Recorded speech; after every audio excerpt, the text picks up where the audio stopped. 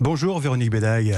Bonjour Lionel Gougelot. Merci d'être en direct dans les studios d'Europe 1, directrice générale du groupe Nexity, géant de la promotion immobilière, on va dire ça comme ça, qui affiche des résultats records pour l'année 2021.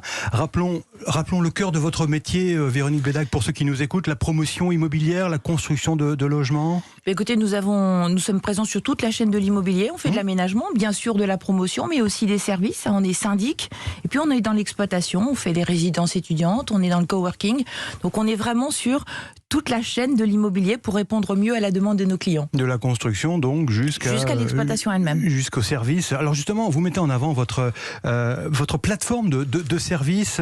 Qu'est-ce que ça veut dire en matière de promotion immobilière ou en tout cas en matière de logement ? Ça nous permet de répondre au mieux à la demande des clients à un moment donné. Exemple, pendant la crise, au fond, les entreprises hésitent un petit peu sur la façon dont elles vont organiser leurs sièges sociaux, dont elles vont faire travailler leurs salariés. Et nous, on est à la fois présent en promotion, mais on est présent en coworking et on est en capacité à ce moment-là de leur faire une offre de coworking. C'est-à-dire ? C'est-à-dire, on a des espaces dans Paris en particulier, dans les grandes métropoles régionales, où les salariés des entreprises peuvent venir travailler vraiment en coworking avec d'autres entreprises.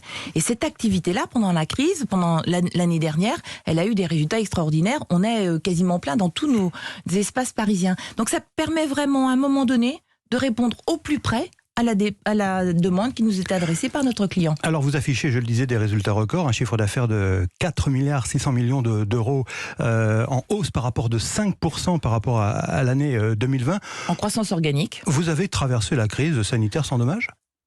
Non, parce qu'il y a eu quand même la fermeture des chantiers en 2020. Voilà. Mais vous avez raison, à un moment où, au fond, le marché du logement s'est creusé en 2020, il est remonté doucement en 2021. Nous, on a vendu, au fond, le même nombre de logements tous les ans, à peu près 21 000. Donc, effectivement, mais ça, je pense que c'est la force de Nexity, c'est la force de ses collaborateurs également. Vous savez que chez Nexity, les collaborateurs sont aussi actionnaires de l'entreprise, ils sont extrêmement attachés à l'entreprise.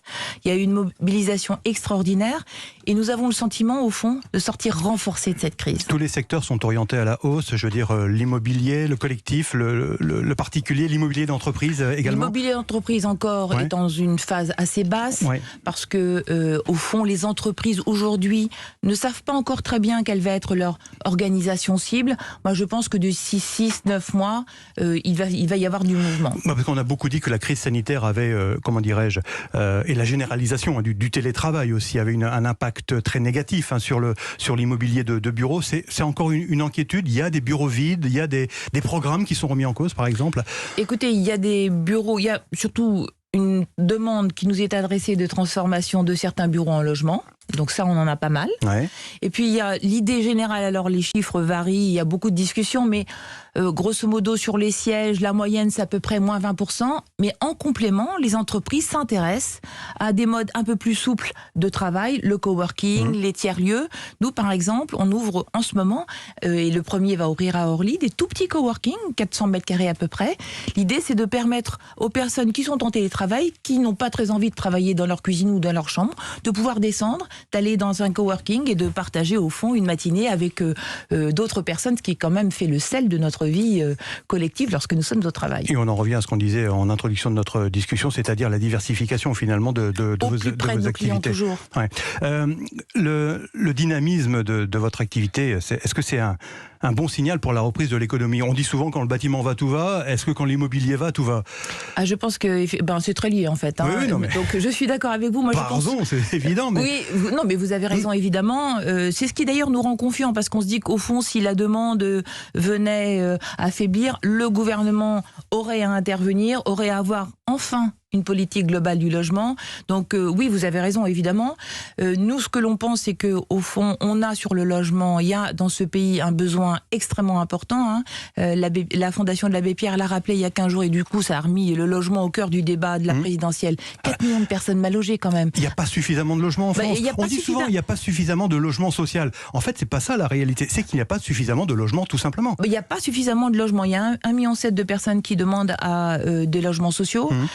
l'INSEE dit il y aura 2 millions de Français supplémentaires dans les années qui viennent. Donc il y a un besoin extrêmement important de logement dans ce pays. Alors, est-ce que vous êtes, mais justement, sur ce thème-là, est-ce que vous êtes confronté à une certaine réticence, une certaine prudence, une certaine réserve comment dirais-je, de ceux qui peuvent vous commander des programmes, et je pense notamment en termes de logement social, aux municipalités, aux collectivités? Je pense, comme vous le savez, qu'il y a une plus grande réticence aujourd'hui à construire. La commission Rebsamen, la dernière, avait dit qu'il faut absolument réhabiliter l'acte de construire. Donc il est vrai que dans ces nouvelles municipalités, les maires sont en train de réévaluer un petit peu les programmes. Et moi je pense que les promoteurs ont un grand rôle à jouer. Il faut qu'on rende la ville plus dense, désirable. Les Français disent qu'il faut qu'elle soit belle. Ça, je trouve ça très intéressant. Donc effectivement, aux côtés des maires, une partie de notre rôle, ça va être de rendre cette ville-là désirable et de faciliter au fond l'obtention des permis. Parce que quand vous avez de beaux programmes, quand vous avez des programmes bas carbone, vous savez, on est le premier promoteur bas carbone, l'acceptabilité de ce que vous proposez est beaucoup plus simple. D'ailleurs, les permis l'année dernière ont plutôt décru et nous, on a obtenu 9% de plus de permis.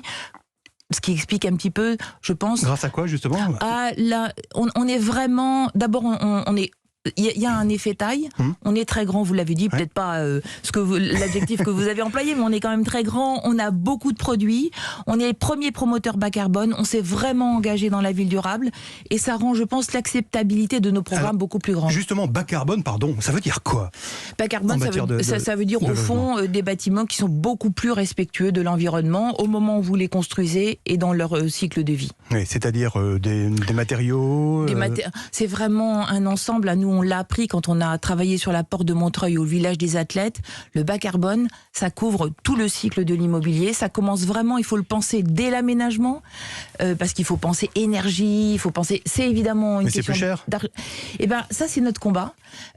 Le bas carbone, c'est plus cher si vous utilisez les modes constructifs classiques et qu'une fois que vous avez fait ça, vous dites maintenant il faut que ce soit bas carbone. Oui. Le bas carbone... Il faut le prendre dès le début. Il faut le prendre dès le début. Dès la conception. Et puis il faut alléger. Il faut vraiment retirer ce qui n'est pas utile. C'est ce que nous sommes en train de faire depuis ces dernières années. Merci Véronique Bédag, directrice générale de Nexity. Merci d'avoir été l'invitée d'Europe 1 ce matin.